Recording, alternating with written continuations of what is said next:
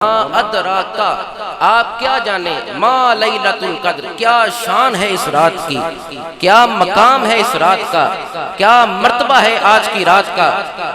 بس یہی ہے، لیلۃ القدر خیر من الف شہر، کہ یہ رات 1000 مہینے کی عبادت سے افضل اور اعلیٰ رات ہے۔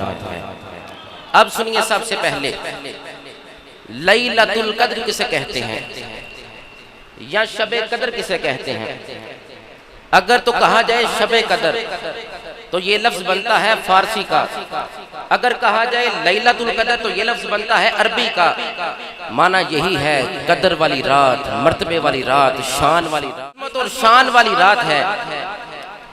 جب یہ رات آتی ہے نا تو اللہ رب العزت اپنے بندوں کی بخشش فرماتا ہے۔ جو بخشش کا طلبگار ہوتا ہے، جو تلاوت قرآن جس نے کر رکھی ہے، جس نے ورد و وظائف کیے ہیں، رب اس کی بخشش فرما دیتا ہے۔ یہ قدر والی رات ہے، یہ شان والی رات ہے۔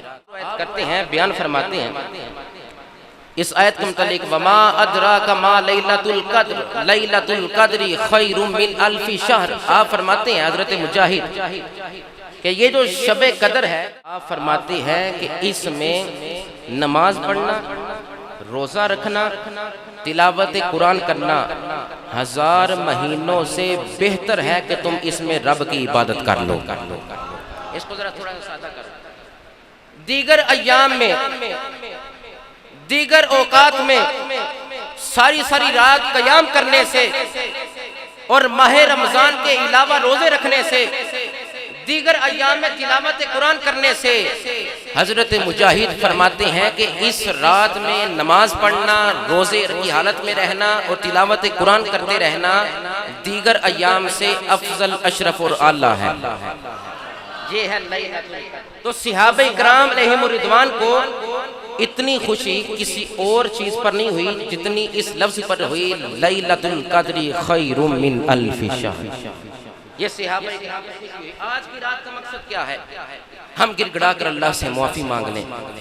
ہائے افسوس انسان، اگر تو عبادت سے غافل رہا، اگر تلاوت قرآن سے ناشنا رہا، اگر ورد و وظائف نہ کیے، تو بتا تیرے دامن میں کون سی بلائی باقی رہے گی؟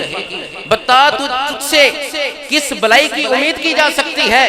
اے انسان، تیرا دنیا میں آنے کا مقصد اللہ کی عبادت ہے، اور یہ راتیں اس لیے عطا کی گئی، یہ شب قدر، یہ لیلۃ القدر اس لیے عطا کی گئی کہ امت اپنی بخشش کروا لے۔ اغفر اللہ ربی من کل ذنب واتوب الیہ۔